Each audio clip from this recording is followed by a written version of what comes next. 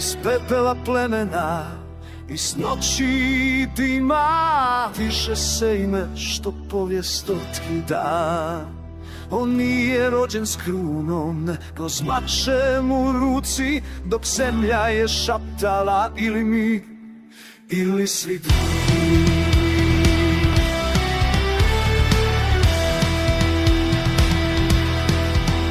Kad su granice bile krv na karti, a zakletve lomljive poput stakla, on je stao ispred vjetra i tame i rekao: ovdje Hrvatska počinje, ovdje staje.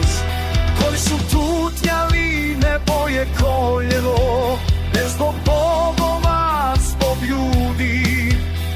Jer sloboda nikad nije dana, ona se uzme ili se zauvijek izgubi.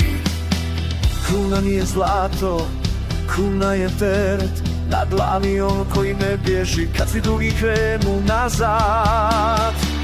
Tomislav, ime kao Dragova, Tomislav, prvi koji je rekao dosta, nije kleknuo, nije šutio, nije čekao da povijest prođe. On ju je napisao krvlju i čovjekom grada prije svega vođa.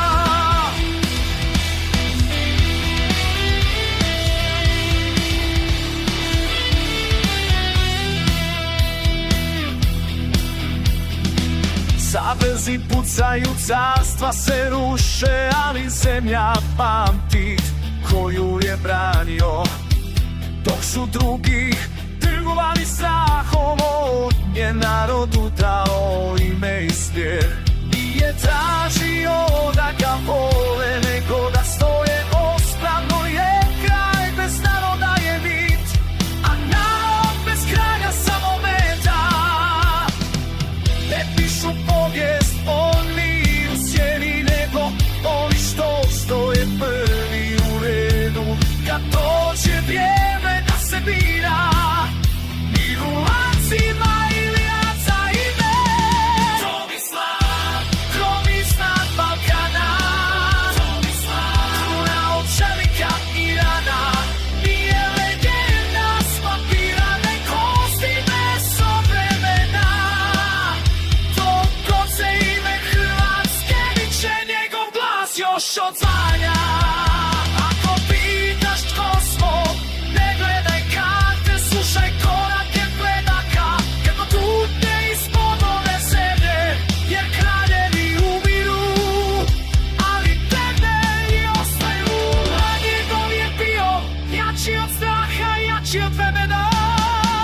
Tomislav, ne spomenik nego vatra, Tomislav, početak nepustota. Kad padnu svi mitovi i laži, ostane samo istina gola.